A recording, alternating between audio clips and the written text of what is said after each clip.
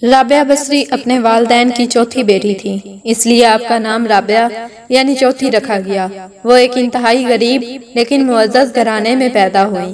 رابعہ بصری کے والدین کی غربت کا اندازہ اس بات سے لگایا جا سکتا ہے کہ جس شب رابعہ بصری پیدا ہوئیں، آپ کے والدین کے پاس دیا جلانے کے لیے نہ تیل تھا اور نہ ہی آپ کو لپیٹنے کے لیے کوئی کپڑا۔ آپ کی والدہ نے آپ کے والد سے درخواست کی کہ پڑوسیوں سے تھوڑا تیل ہی لے آئیں تاکہ دیا جلایا جا سکے۔ آپ کے والد نے پوری زندگی اپنے خالق حقیقی کے علاوہ کسی کے آگے ہاتھ نہ پھیلایا تھا، چنانچہ وہ پڑوسی کے دروازے تک تو گئے لیکن خالی ہاتھ واپس لوٹ آئے۔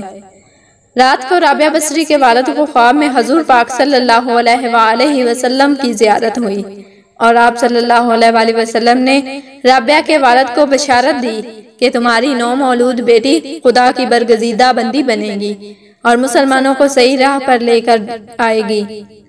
تم امیر بصرہ کے پاس جاؤ اور اسے ہمارا پیغام دو کہ تم ہر روز رات کو 100 مرتبہ اور جمعرات کو 400 مرتبہ درود کا نذرانہ بھیجتے ہو، لیکن پچھلی جمعرات کو تم نے درود شریف نہ پڑھا، لہٰذا اس کے کفارہ کے طور پر 400 دینار بطور کفارہ یہ پیغام پہنچانے والے کو دے دو۔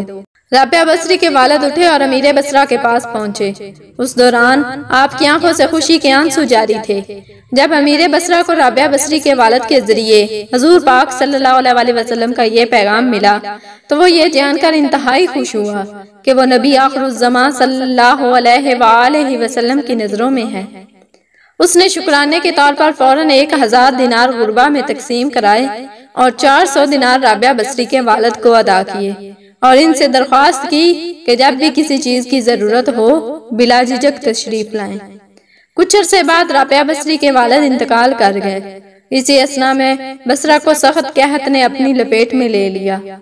قحط کے دوران رابعہ بصری اپنی بہنوں سے بچھڑ گئی۔ رابعہ بصری ایک قافلے میں جا رہی تھی کہ قافلے کو ڈاکوؤں نے لوٹ لیا اور ڈاکوؤں کے سرغنہ نے رابعہ بصری کو اپنی تحویل میں لے لیا اور آپ کو لوٹ کے مال کی طرح بازار میں لونڈی بنا کر بیچ دیا۔ آپ کا آقا آپ سے انتہائی سخت محنت اور مشقت کا کام لیتا تھا، اس کے باوجود آپ دن بھر کام کرتی اور رات بھر عبادت کرتی رہتی اور دن میں بھی زیادہ تر روزے رکھتی۔